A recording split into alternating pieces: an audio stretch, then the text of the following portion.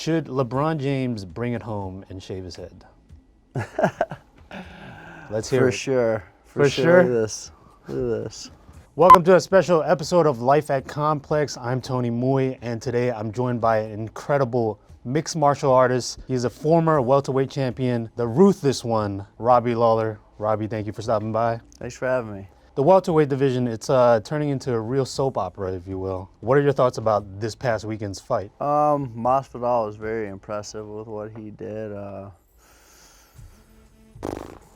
5-second knockout, devastating, so I was very excited for him. Would you say that's the perfect fight for any MMA fighter? Just go in there, finish it quick, get a performance bonus, and get out of there? Yeah, unless you're Ben. Okay. Okay. Then it's not perfect, but if you're handing out those kinds of beatings, then that's perfect. You're fighting Colby Covington August 3rd, UFC Fight Night, 156, Prudential Center, Newark, New Jersey. Now, from my understanding, you two trained together. Yep. In the past. What were those training sessions like? They were good. I mean, he's a grinder, he's a wrestler, so just like... I know there's like a code when it comes to UFC fighters. They don't want to spill the beans on what happens in training sessions. No, I mean, they were good training sessions. I was getting what I needed. Hopefully he was getting what he needed and just working. Okay. Now, grinding away. Not a soap opera. It's not a soap opera. Okay. Just every day working. I'm sure a lot of people asked you by now. He was on the Ariel Helwani show, and he mentioned that you left American Top Team because of a photo. I don't know if you want to clear up. No, I don't really care what anyone thinks or why this or that. I left. That's it. I'm happy with my decision, and that's it. He can say whatever he wants and try to make some sort of random storyline or whatever, but I am who I am, and I'm okay with that. Now, he's been praising you pretty highly, calling you a legend, but he's also diverting a lot of negative energy to the other opponents that he's not fighting. Do you feel like he's taking it lightly on you?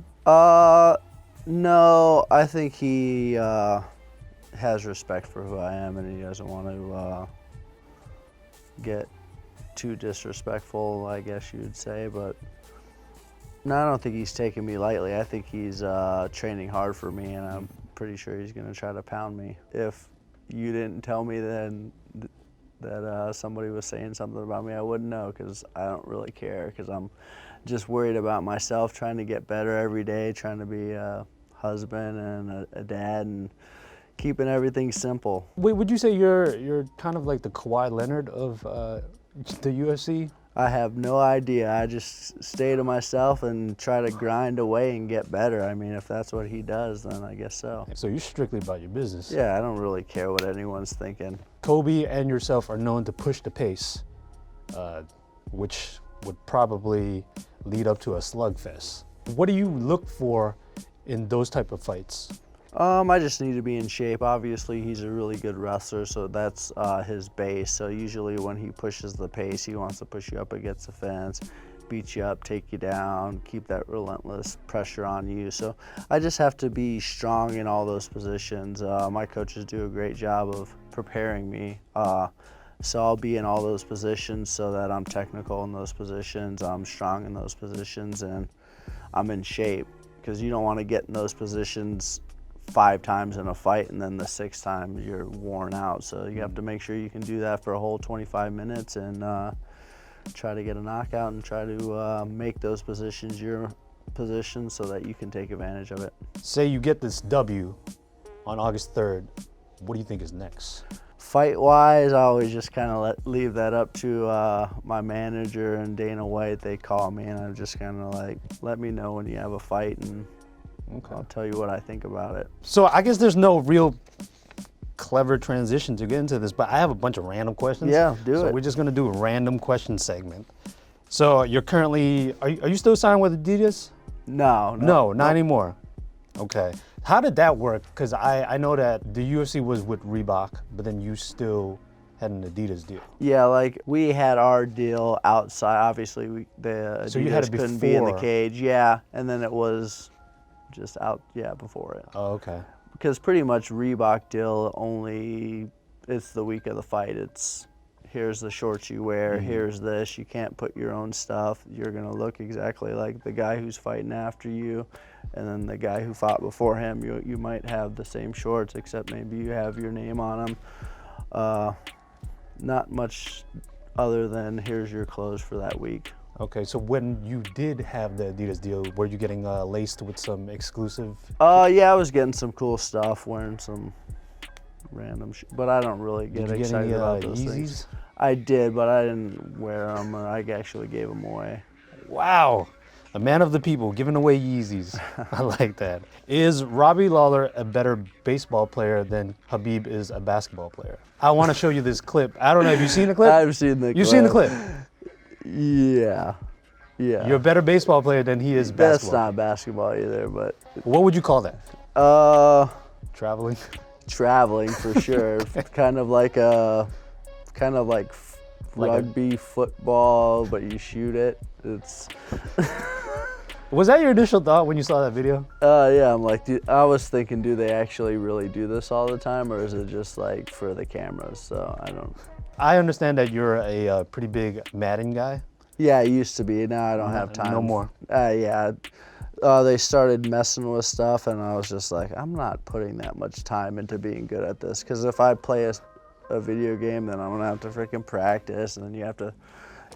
What got me was when you had to throw a certain kind of pass, switch to the guy, and basically do a certain kind of catch. And I was like, all right, I'm not going to try to get great at this. So you could throw like a down in the dirt, and then you could like catch it a certain way. And I was like, I'm not trying to get good at this. Madden is that complicated? Oh yeah, it's really complicated. It's not complicated because you can still play the game without doing those things, but that's what I thought. Then you run into somebody who knows how to do all those things, then it's just stupid. So what's more ruthless, seeing someone run for the elevator, but you're still pressing the close button, or giving out a traffic ticket just to hit a quota? Elevator. Ooh, you're making eye contact with them Elevator. as I'm running. I like elevator. Yeah, just like. Damn, that's savage. That's wrong, because you don't have to do that. Have you done that in the past? Made eye contact and do that? Or just hit the button? Just hit the button. Oh, I hit the button. I'm like, I'm good riding by myself. Even though they say, hey, hold the elevator? Oh, no, if someone says it, I'll put my foot out there and stop it. But okay. Does Robbie Lawler have any fears?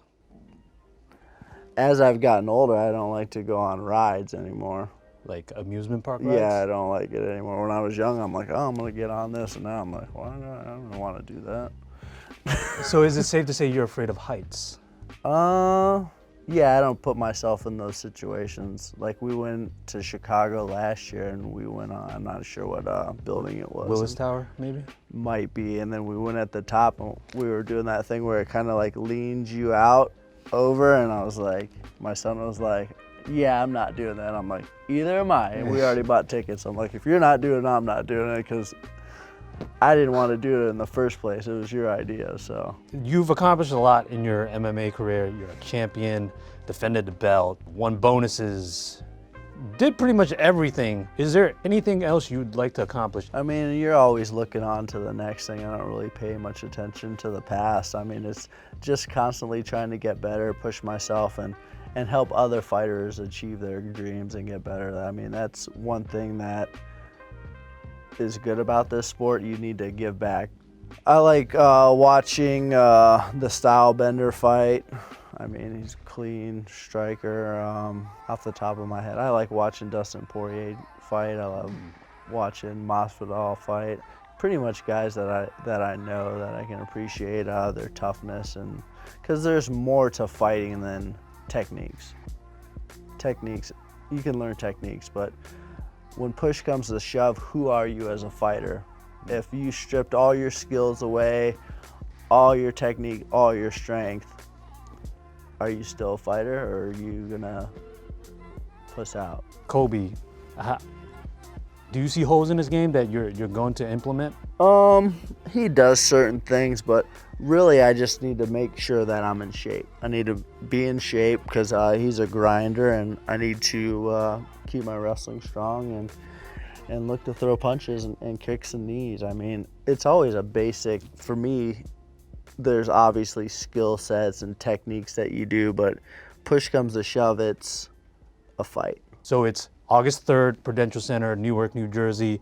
ESPN Plus? ESPN, free to everybody. Oh, okay. That has cable. So All right. it's nice.